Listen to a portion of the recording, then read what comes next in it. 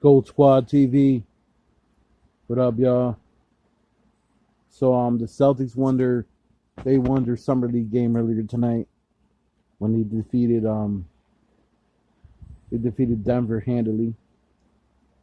Aaron Nesmith had 33 points. Looked amazing. Amazing, man. He was hitting catch and shoots.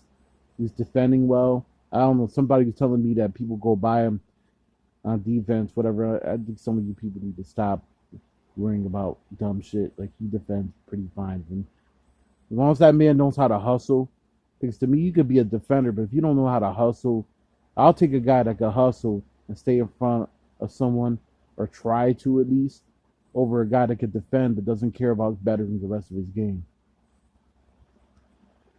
He looked really good today.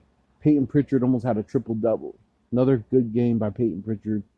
21 points, 12 assists, 8 rebounds. Peyton Pritchard right now really showing you why you got to keep a guy like that on the bench. He's just a guy, he can legitimately be a starting point guard for any team in the NBA.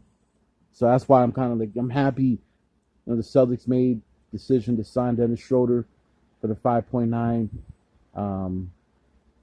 million, which is really more like the minimal, league minimum. I don't think Dennis will finish the year with the Celtics. I think he's probably going to be traded halfway through the season. But even if he isn't, I think that's a welcomed addition. That's a really welcomed addition for the Celtics. We got to figure out what we're going to do with Smart, because with Schroeder signing now, kind of wonder who's going to start, because Schroeder's definitely a starting point guard in this league. And I don't think he's going to be a guy you can just throw on the bench and tell him, yeah, come off the bench. And not at this point in his career. He started pretty much ever since year two. Ever since year 2 in the league, he's been a starter. So the only time he wasn't a starter was when he was playing behind Chris Paul in OKC, but that's Chris Paul. Marcus Smart's not Chris Paul, you know what I mean? So Marcus doesn't sign. I'm kind of wondering if he's going to sign that extension, or is he really just not going to sign it? If he doesn't sign that 4-year, $77 million extension, is he trade bait? If I'm the Celtics, you might have to make a decision on Smart before the season. You can't have two guys going for contracts. The last time we had two guys on contract years was in 2019, when Marcus Morris, you had guys like Marcus Morris on the team who were playing for contracts. Terry Rozier's playing for a contract, and they were pissed when they didn't get the touches they needed in order to get a deal. So, we all know the salary cap's going up next year, apparently. So we're going to have enough room. I just hope that the Celtics make the right decisions next offseason. I hope we don't. I know we might get Beal. He might come here. He might not. But I hope that management kind of lays in their heels if they don't get Beal, and just say fuck it, and just allow guys like Nesmith to continue to grow. Guys like Yam, guys like I feel like I'm a personal believer. When all the rest of you guys might be a little upset with some of our free agency moves, I'm really big on building rosters naturally and organically. I'm not big on super teams. I'm not big on buying championships like the Lakers or these other teams like Brooklyn that buy championships, because you have a short window. And some of you guys got to understand that those teams are only going to win 1 or 2 titles if they're lucky. It might still be better than nothing, but they're not going to win.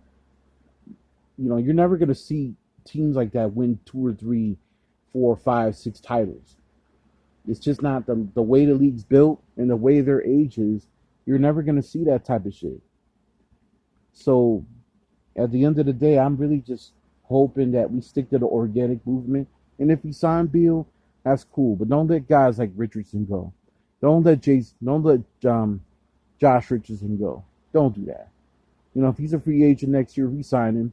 If you're gonna sign Beal, you should still have some money left. You sign Josh Richardson. Don't be stupid. Don't be stupid. You sign him. You don't let guys like that get back on the market. Um, don't let these fools sit there and tell, well, he's not nothing special. You need guys like him that could defend wings, that could defend all three, could defend three positions. It's not so much the shooting percentages, man. Um, that said, and me saying this, I'm gonna keep it a beam with you. I like Bruno Fernando. He played pretty damn well today. Summer League, I get it, but to me, his game has always been the way it's been, and a lot of fans say he's ass in Atlanta. I wouldn't trust an Atlanta Hawks fan with anything, because he played well in the time that they didn't have Clint Capella, and they want to be selective thinking when it comes to that. So I really don't listen to anything they have to say. Bruno Fernando is definitely a guy that we need to keep right now for this season. We need to shed Grant Williams. We need to shed Carson Edwards. I know Carson's been playing okay in summer league, but he's been here long enough. I think all those 2019 picks need to go. If I had to, me and my boy were disagreeing earlier, and he says that he doesn't think Romeo Langford got better, or he just looks like he really don't care. He's just not looking to improve his game, which I kind of disagree. You watch that first summer league game, and even some of today, like, he played well. Dude hit a whole bunch of threes, something he couldn't even shoot his first year in the league. People sit there and say that.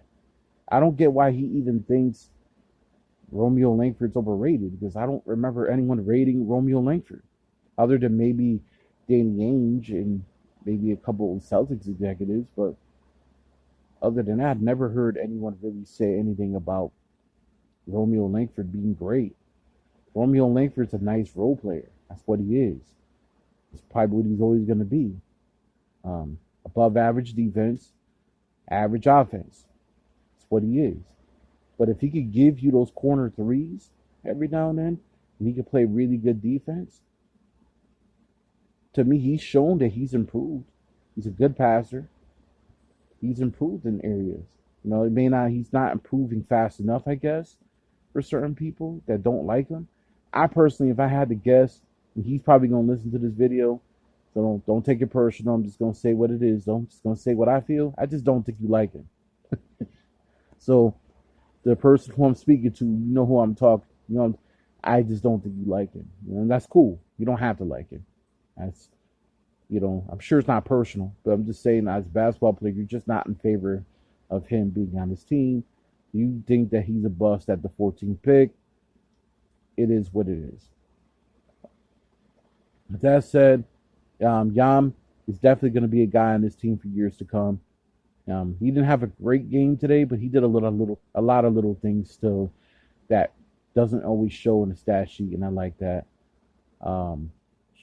Juhan kind of came back to earth today, like the rookie. And Sam Hauser, the undrafted rookie, he came back down to earth as well. But by the time they kind of came in the game was already getting out of hand. It's already 25-point lead, But I'm thoroughly impressed. I'm thoroughly impressed with some of the players we have. I just hope we don't end up being one of those teams that mortgages our young players. Guys like Dayton Pritchard, guys like Nesmith, guys like Yam. You don't mortgage those guys to get Beal. I don't think we should do that. If anything, we should just trim the fat. I also don't think we should mortgage Josh Richardson after next season. Like, everybody thinks he's an aspiring contract, or Horford. I don't think you should get rid of Horford either. If anything, you sign Horford, you sign Richardson, and you sign Horford after you sign Beal. So if you're gonna go into the luxury tax, you go and do it in order to know you're gonna re-sign veterans that are gonna be good for the team. You know what I mean? So it is what it is, man. I think we're gonna be a really good team. I think Ime is an incredible addition at coach. I'm not here to argue what the long-term plan was between owners and shit. Where, like, I just think that's is a moot point at this point. You know, I just want to see the Celtics win. You know, and hopefully this year we can make really much strides. I think Tatum's going to come back a much better player. I think Brown's definitely going to be Brown. He's going to be consistent as hell, and I think we're going to be a really good team this year. But I think the Smart versus Schroeder argument is now begun. Which one is going to get dealt? Because both can't have either one of them. Can't have both of them if they're both going to be egomaniacs. And Smart's kind of an egomaniac in the shot selection, and Schroeder's kind of an egomaniac just because he wants to start. So we're gonna be alright. Gold Squad TV. Leave your comments down below. Let me know what you guys thought about Aaron Nesmith and Peyton Pritchard's performance in Summer League. Gold Squad TV.